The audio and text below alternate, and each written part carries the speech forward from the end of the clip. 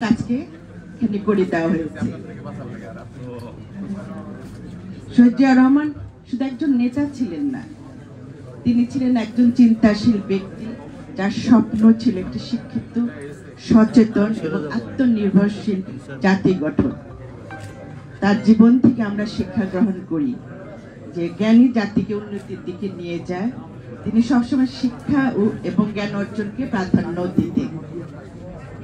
যার পরিপ্রেক্ষিতে আমরা দেখেছি 1978 সালে 14 সেপ্টেম্বর শহীদ জিয়া ঢাকা একটি জাতীয় শিক্ষা ওয়ার্কশপ আয়োজন করেন।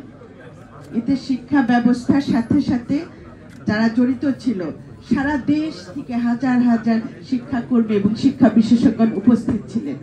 আমি আজকে মাননীয় প্রধান অতিথিকে প্রতি অনুরোধ থাকবে যে জিয়া স্মৃতি পাঠাগারটা যেন বছরে 2 বার এরকম আলোচনা পড়ার একটা আয়োজনের ব্যবস্থা করা হয়। সেখানে অন্যান্য জায়গাতে বিভিন্ন জায়গা থেকে শিক্ষার্থীরা আসবে, শিক্ষকরা আসবে।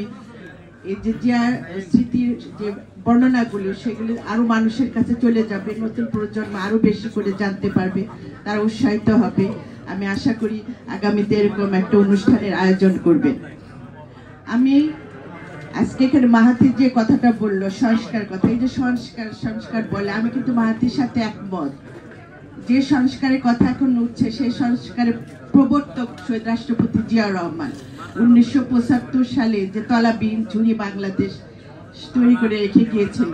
শহীদ রাষ্ট্রপতি জিয়াউর রহমানই অত্যন্ত সাহসী এবং সময়োপযোগী এবং কৌশলগত বাস্তব ভিত্তিক নীতি প্রণয়ন করে এই দেশটাকে সমৃদ্ধশীল দেশে পরিণত করেছে বাংলাদেশকে। আমাদের সেগুলি মনে রাখতে হবে।